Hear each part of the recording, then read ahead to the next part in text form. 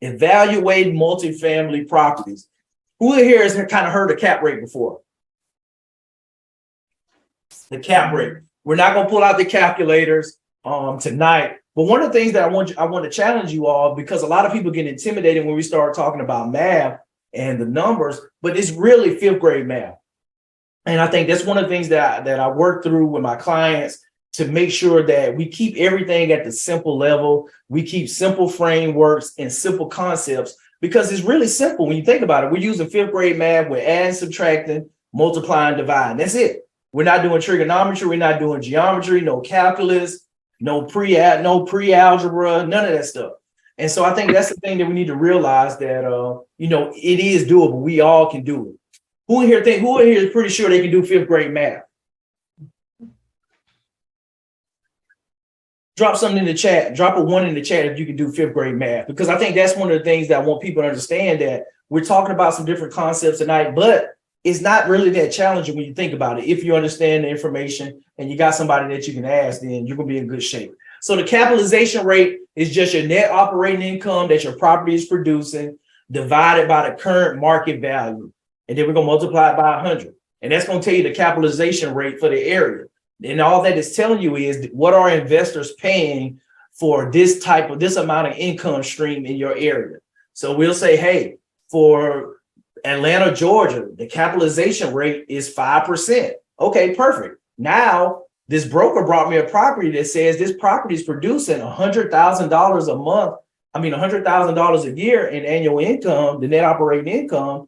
Now, I just go through and I divide that $100,000 of income. I divide it by 5%, and boom, now it gives me, okay, this income stream, this $100,000 a year income is worth this much in this market. And then you may go over to Montgomery and say Montgomery's at a 6% cap rate. And now you're able to adjust and understand in that market, when you buy a property that's producing a certain amount of income, what that valuation is and what it's worth and what you're able to pay for.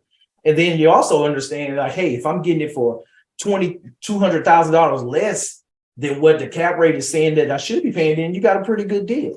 And so that's just a way where we can go in and understand what the valuation of the property is. Cash on cash returns, just the annual cash flow that you're going to divide by the total cash invested. And that's going to just let you know the return. It's like, hey, if you invested $10,000 and you got $4,000 back this year, then guess what? You got a what return on your money? You got 40% of your money back. So 40% return on your money is not bad, because guess what? In about 3 months, you're gonna have all your money. And so if you can continue to look at solid returns like that, then that's gonna be really good. And right now on the multifamily side, the normal cash return is we kind of target to pay our investors anywhere from 8 to 10% cash on cash return, just depending on how the deal pencils out. But anything above that is extremely, really, really good with those. And that's one of the things that you need to look at when you're looking at your returns. Then your occupancy rate. How many people do we have in our units? And how many right now are vacant? That's always one to kind of keep top of mind. These are kind of the top 3, but there's plenty of other metrics that we measure and that we track when it comes to asset management. Once we close, once we're doing the month-to-month reporting, we're working with our property management company. We're working with our bookkeepers to make sure everything's straight. So we're looking at our profit and loss statements and kind of going through these numbers and making sure everything is up to snuff. And then we're able to look 30, 60, 90 days in advance, whereas that we can make sure that we're being proactive and not reactive with leases that are terminating, where people may be moving out for, units that's going to need to be turned over and renovated in the future. If we're going to have a large outflow of people at one time with leases expiring, well, we can start looking at can we incentivize some of those people to stay, and just looking at things like that. Whereas that now we're not reactive, but we're being proactive with how we're executing our property. Due diligence, going through this process, you got to evaluate the deals that I always look and focus on trying to build checklists and frameworks, whereas everything is repeatable, and you go through, if you make sure you check the box for everything, then you're going to be in good shape. And that's what this is all about. When understanding kind of the due diligence process, once you get something under contract, that up front, you need to do your market research. I gave you a lot of those websites where you can start looking at deals, but then understand your exit strategy. Are you going to look to renovate it, then refinance it and keep it? And or are you going to just go in, do the renovations and flip it, do a fix and flip? Whereas that you go in, you make the improvements and then you just sell it. Or and then one of the things that you find your exit strategy, now you start looking at the different financing options. Do you have enough money in your retirement account? It may be a 10 unit, like, man, I'm gonna buy this by myself. I don't need a team. I'm gonna buy, we're gonna go through, we're gonna look at the numbers, I'm gonna evaluate it, and then I'm gonna go to my bank and tell them, hey, I need y'all to give me a loan with my IRA, or maybe just go ahead and cash out your IRA and you buy it yourself and they hire a property management company that's gonna manage it for you. And you just go through and you do it solo. Or maybe you want to look at different financing options where you may partner with 2 or 3 individuals, or maybe you may even look at bringing on more people to bring into the deal, to kind of round out the team to help you manage it. If you don't have a management experience, you may not have the experience where is that you need a key sponsor on the deal. If it's a big commercial deal and the bank says, hey, you need somebody with experience doing this, so we won't have a high risk profile for this and we can approve your loan. And so it's just different ways like that. But you have different options that you got to figure out kind of ahead of time. Whereas that now when you go and you're looking for the right deals that you can close and you can take down based off the team that you put together and based off the financing options that you got at your disposal. Doing your financial analysis, the underwriting, the market comps, understanding what properties are trading for, what they're selling for in the area. Being able to go through, look at the leases, the rent rolls, for the data for how they're performing right now with the existing owner. And then now going through and now you can take that data and look at like, okay, are we overpaying? Do we need to adjust?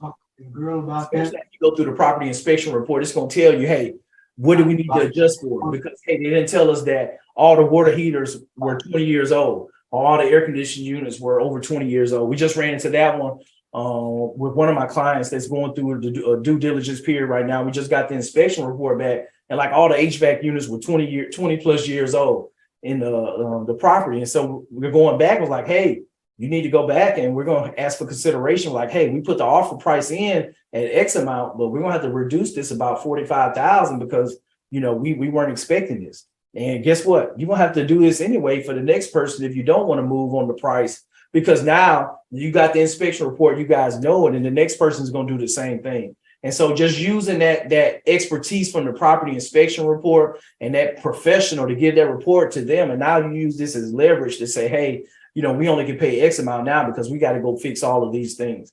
And so the property inspection report is really, really crucial to make sure that one, that you don't overpay, but then two, that you quantify those issues with the property up front, so you can make sure that you have a realistic business plan and that you have the proper amount of money that's set aside to make those improvements.